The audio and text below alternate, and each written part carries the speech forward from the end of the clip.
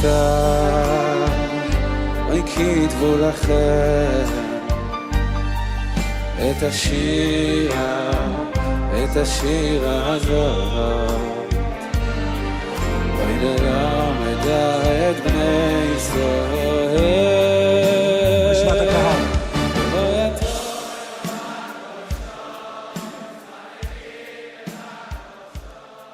Hello everyone, sorry I can't be with you this Shabbos. So a small dvar halacha of something that we've discussed in shul and after shul many times. Did the Torah change after all? It seems like, from this week's Parsha, it did.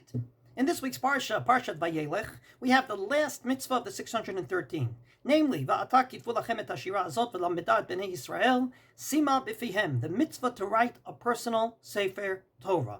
You can't be more explicit than the Rambam, who writes in positive mitzvah number 18, Sheyeh lechol ish mimeno Sefer Torah le'atzmo. Every person should own his own Sefer Torah. Ve'im yifshar lo likatvo, and if you can't write it yourself, tzarich sheyikneu, or yiskor mi sheyichtaveu lo. You commission someone else to do it on your behalf. Can't be more explicit than that.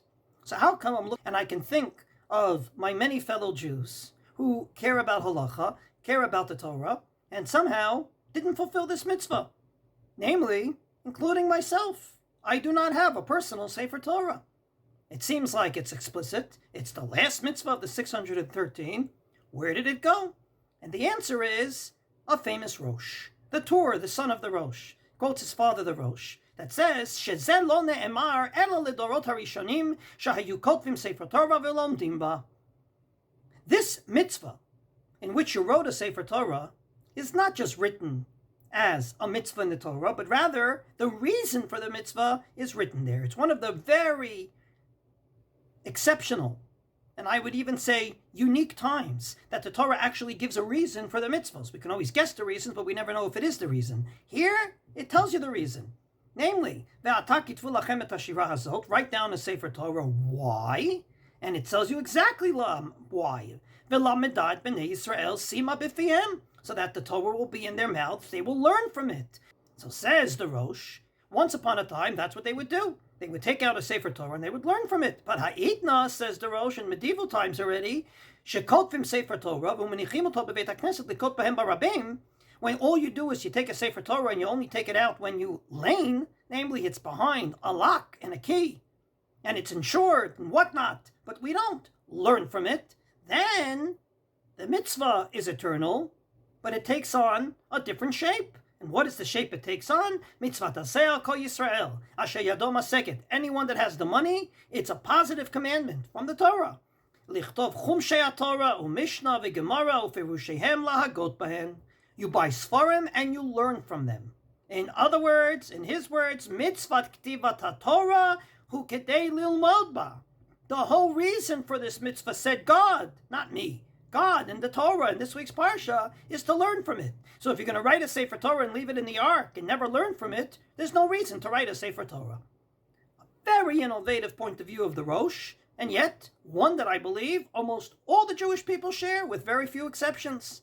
And he was attacked for it.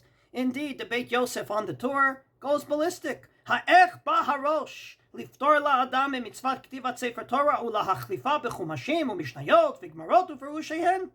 In a nice way, he says, who gave you the right to change a mitzvah in the Torah? Instead of a Sefer Torah, you buy Sfarim. Who told you? Who gave you the right? Sha'arei lo talata machiluk ben hatorot hashalim u'dorot halalu, ela shebedorot halalu en lomdim bahem, ela menichin otam bebeit hakneset likot bahem barabim. Ve'im kain, havilei lemeimar, shegam achshav chayavim lichtov Sefer Torah, ve'yilmedu bahem, kishem shayu lomdim bedorot harishonim.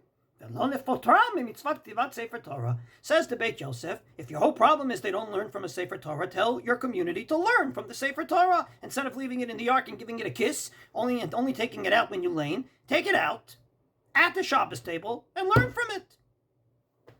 So as you can see, this is one of many examples in which we see A, the Torah does not change, it's eternal. B, the way it manifests itself absolutely will change from generation to generation based on the new reality.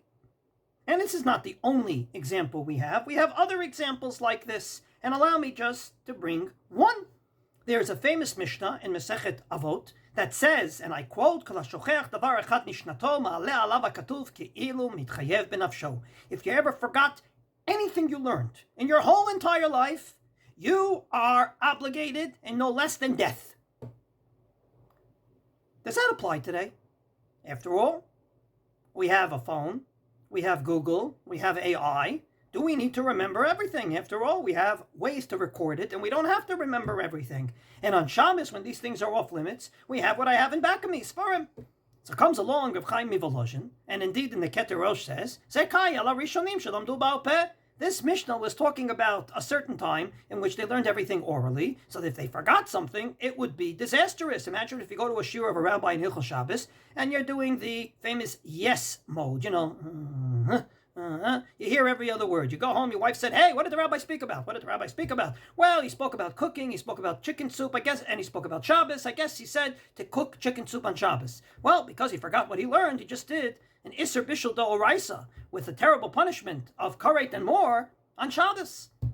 But today, that we have books, and we have Google, and we have AI, there's no reason that we have to remember everything that we learned. But even there, the Shulchan Aruch Harav, Rav Shneur Zalman Miladi, the first Lubavitcher Rebbe, writes, Gam achshav shenichtava Torah sheba'al peh v'yuchal layin b'sfarim, miyad sheshechachach over belav, shemitzvat haTorah lo tishtaneh b'shinui hadorot. He says the Torah doesn't change, this mitzvah doesn't change, and indeed, even if there's Google and there's Sfarim, this mitzvah still applies.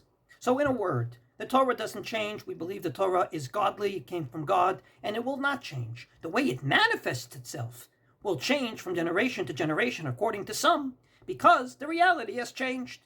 So, the mitzvah of not forgetting what you learned applies. How do we fulfill it? Says Rav Chaim Mivolozhin, make sure your Google and make sure your Sfarim are up to date. The mitzvah of writing a Sefer Torah 100% applies. We don't change the laws of the Torah. How do we manifest it? How do we practice it? By buying Sfarim and learning from them. So as you can see, throughout the generations, the rabbis were sensitive to the changing reality, as well as sensitive to the unchanging Torah. And from time to time, you will see not a change in the Torah, but a change in how the Torah is practiced from generation to generation.